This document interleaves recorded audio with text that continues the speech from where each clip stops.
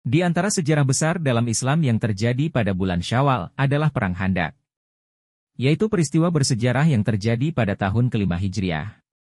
Peristiwa Khandaq membuat umat Islam mendapatkan kedudukan lebih kuat dan strategis dalam konstelasi politik suku Arab.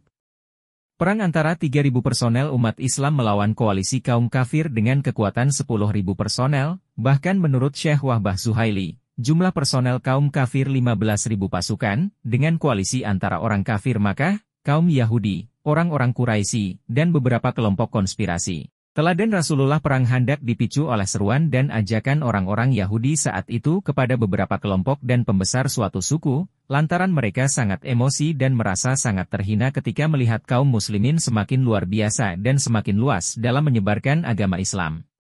Tidak hanya itu, kaum Yahudi merasa iri ketika melihat keuntungan yang selalu diraih umat Islam. Kaum Yahudi mulai membangun strategi dengan cara melakukan konspirasi baru untuk mengumpulkan pasukan yang banyak guna menyerang kaum muslimin. Syekh Wahbah Zuhaili menyebutkan dalam kitabnya, artinya, sebab terjadinya Perang Khandaq adalah ulah orang Yahudi. Keluar sebagian golongan dari Bani Nudair dan Bani Quraisyah, kemudian menghadap orang-orang Quraisy di Makkah. Lantas mereka mengajaknya untuk memerangi Rasulullah. Mereka berkata kepada orang-orang Quraisy, sesungguhnya agama kalian lebih baik dari agama Muhammad. Setelah itu, mereka menghadap kelompok Ghatafan, Kaisan, Ilan, Bani Marah, dan Asja, dan mengajaknya untuk berperang ke Madinah. Maka kedua kelompok, kafir penyembah berhala, dan ahli kitab, sepakat untuk membentuk tentara di bawah kepemimpinan Abu Sufyan. Syekh Wahbah Zuhaili, Tafsir Munir Lis Zuhaili, Juz 21, H263. Rencana jahat itu terdengar oleh kaum muslimin, dan disampaikan kepada Rasulullah. Kemudian Nabi mengajak para sahabat untuk bermusyawarah. Dalam musyawarah itu, Salman Al-Farisi menawarkan sebuah gagasan yang cemerlang. Seorang sahabat pendatang dari Persia itu mengusulkan agar kaum muslimin menggali parit di wilayah utara kota Madinah, yaitu daerah yang bisa menghubungkan antara kedua ujung daerah Harran Wakim dan Harrah Al-Wabrah. Daerah ini juga merupakan satu-satunya jalan terbuka di hadapan pasukan musuh.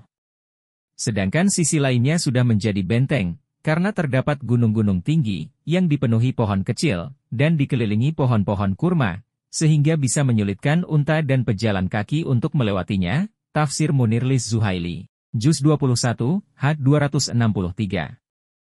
Strategi yang diusulkan sahabat Salman Al-Farisi diterima Rasulullah beserta para sahabat yang lain, mengingat jumlah pasukan tentara musuh yang begitu besar. Kemudian, dimulailah proses penggalian. Di bawah panasnya terik matahari, Rasulullah dan para sahabatnya menggali tanah dengan ukuran panjang mencapai 5.000 dzirah, sekitar 3 km, lebarnya juli 10 dzirah, sekitar 4 hingga 6 meter, dan kedalaman 9 dzirah, sekitar 5,5 meter.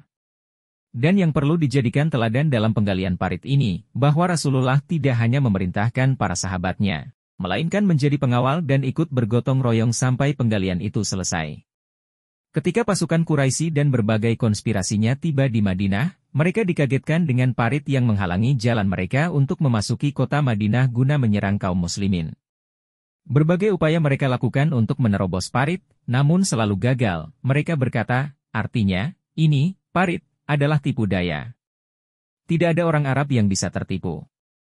Maka, terjadilah benturan, sebagian kaum musyrikin menembus pertahanan parit, melempari dengan batu, dan ada juga yang menerobos dengan kudanya, namun ia celaka bahkan ada yang mati. Tafsir Munir Lis Zuhaili, Juz 21, H263.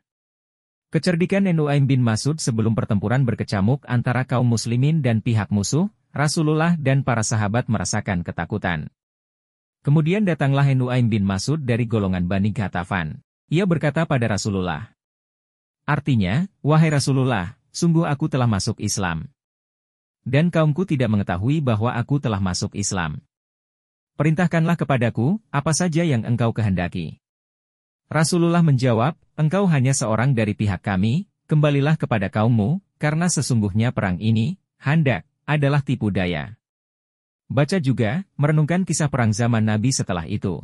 Nu'aim berangkat menuju kubu Bani Quraisyah, dan ia berhasil meyakinkan mereka untuk tidak ikut dalam pertempuran melawan Rasulullah.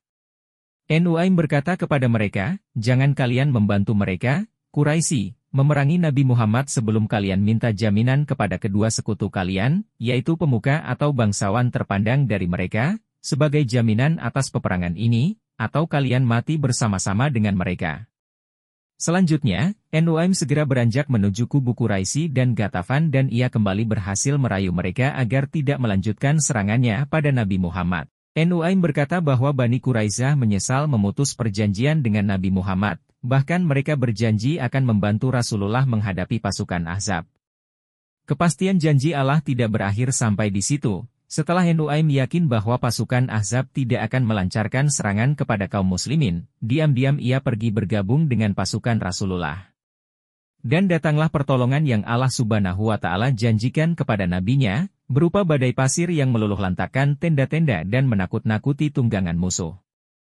Akhirnya, mereka memutuskan untuk menghentikan pengepungan dan kembali ke negerinya masing-masing dengan kekalahan yang memalukan.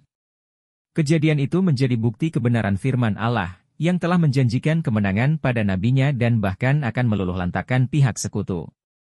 Dalam Al-Quran Allah Subhanahu wa Ta'ala berfirman, artinya, wahai orang-orang yang beriman, ingatlah akan nikmat Allah, yang telah dikaruniakan kepadamu ketika bala tentara datang kepadamu, lalu kami kirimkan kepada mereka angin topan dan bala tentara yang tidak dapat terlihat olehmu.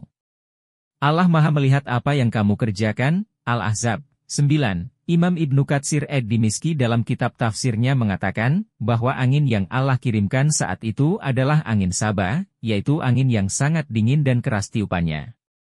Pendapat ini diperkuat oleh hadits Rasulullah, yaitu, artinya, aku diberi pertolongan melalui angin Saba, dan kaum Ed dibinasakan dengan angin Dabur, puyuh. Ibnu Katsir juga menyampaikan sebab diberangkatkannya angin Saba pada malam itu, bahwa angin selatan, angin Saba, berkata pada angin utara, angin yang berhawa panas, di malam pasukan Ahzab ingin menyerang Rasulullah. Marilah kita pergi untuk menolong Rasulullah. Namun, angin utara menjawab, sesungguhnya, hawa panas tidak dapat mengalir di malam hari. Oleh sebab itu, menurut Ibnu Katsir akhirnya angin Sabalah yang berangkat untuk membinasakan pasukan Ahzab. Imam Abul Fida Ibnu Katsir ad-Dimishqi, Tafsir Ibnu Katsir, Juz 6, h. 384.